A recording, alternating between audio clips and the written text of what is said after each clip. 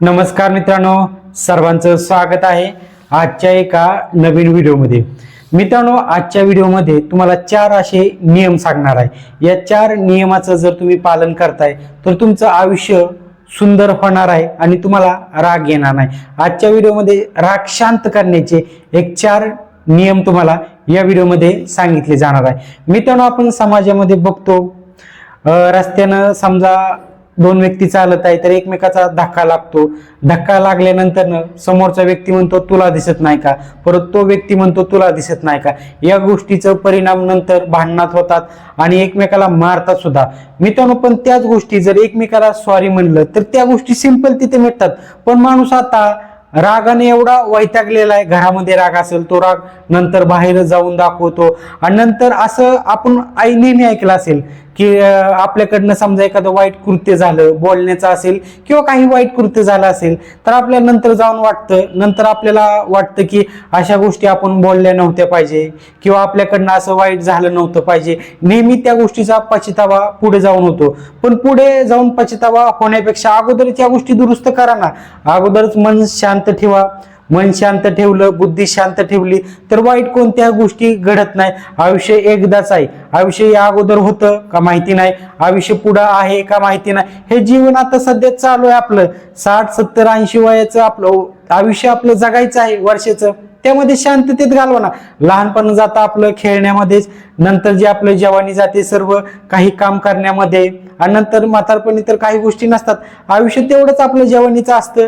तेवढ्याच जर आयुष्यामध्ये जर आपण शांतपणे जगलो तर आयुष्य सुद्धा आपलं चांगलं होतं। हे बघा मित्रांनो, कोणाचं वाईट करून सुद्धा कोणाचं चांगलं होत नाही। कोणतं वाईट कृत्य करून सुद्धा कोणत्या गोष्टी चांगल्या घडत नाहीत आयुष्यामध्ये।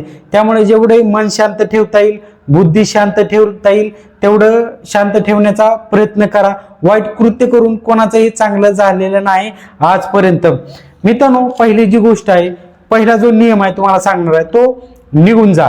आता निघून जा मध्ये निघून तुम्ही कसं जायचं आहे, समजा एखादी वाईट गोष्ट घडत आहे किंवा एखादं तुम्हाला भांडणं तुमच्या समोर होत आहे किंवा तुम्ही त्या भांडणामध्ये इन्व्हॉल्व आहेत किंवा तुम्ही ते बोलत आहे आणि तुमच्या समोर एक 4-5 व्यक्ती आहेत, तुम्ही बोलत आहे, तर सध्या जो तुम्हाला गोष्टी ठरवायच्या आहेत किंवा बोलायच्या आहेत, तुम्हाला जर राग येत असेल तर तिथून निघून जा।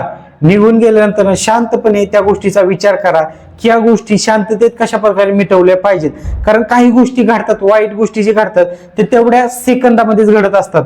कारण आपल्या ज्यावेळेस एखादी भांडणं चालू असतात, चर्चा चालू असते, त्यावेळेस आपल्या मनामध्ये राग येत जातो, समोरचा व्यक्ती शिवीगाळी करतो किंवा काही वाईट बोलतो, त्यामुळे क्विकमध्ये आपल्या मनामध्ये एक राग त्या गोष्टी साठल्या जातात आणि आपल्याकडनं एक चुकीच्या भरात काहीतरी चुकीच्या गोष्टी घडतात। त्यामुळे तिथून निघून जा। समोरचा व्यक्ती काही जरी म्हणत असला, शिवी जरी दिली तरी एखाद्याने शिवी लागत नाही मित्रांनो। शिवी तुम्ही घेतलीच ना तर शिवी लागायचाच प्रश्न नाही। त्यामुळे बुद्धी शांत ठेवा, तिथून तात्पुरतं निघून जावा। त्या गोष्टीमध्ये एक शांतपणे विचार करा। शांतपणे विचार करून त्या समोरच्या व्यक्तीला बोलवा। आपण शांतपणे ते गोष्टी मिटवू। जरी वाईट गोष्टी घडवून किंवा एकमेकाला शिवी देऊन किंवा एकमेकांबरोबर भांडण करून कोणत्याही गोष्टीचं सोल्युशन कधीही निघत नाही मित्रांनो। तिथून निघून जावा, नंतर त्या गोष्टीवरती चर्चा करा। चर्चा झाल्यानंतर शांतपणे त्या गोष्टी मिटवा। त्यानंतर जो आपला 2 नंबरचा जो मुद्दा आहे, माफ करायला शिका। आपण मित्रांनो बघतो समाजामध्ये काही जाताना, समजा आपण गाडीवरून जात असाल, एकमेकाचा धक्का लागतो किंवा एकमेकाला क्रॉस करतो, अचानक कोणी दुसरा येतो, डायरेक्टली शिवी वगैरे देऊ नका। थोड्याफार गोष्ट असतील माफ करा किंवा रस्त्यानं आपण जाताना एकमेकाचा जर धक्का लागला तर एकमेकाला सॉरी म्हणा। कोणत्याही गोष्टीचा आहे तुला दिसत नाही का, मला दिसत नाही का, असे कोणतेही शब्द वापरू नका। शांततेत गोष्टी असतात, शांततेत मिटल्या जातात। पण आज समाजामध्ये बघतो या गोष्टीमुळे सुद्धा एकमेकांचा साधा धक्का लागला तर एकमेकाच बरोबर भांडणं करून त्या गोष्टी नंतर पोलीस स्टेशनमध्ये जातात, कोर्टात जातात, नंतर दुष्परिणाम बेकार होतात। त्यामुळे शांततेत गोष्टी मिटवायला शिका, एकमेकाला माफ करायला शिका। कारण जर थोडीफार कारणं असतात आणि त्या गोष्टींचं नंतर वादावाद होत असतात मित्रांनो। आपला 3 नंबरचा जो मुद्दा आहे तो शांततेत बोला। किती गोष्टी तुमच्या समोर 10 लोक असू द्या, 4 लोक असू द्या, तुमच्यापेक्षा जास्त बोरचड बोलणारी समोरची लोक असू द्या, तरी सुद्धा शांततेत बोला। शांततेत सर्व गोष्टींचं सोल्युशन निघतं।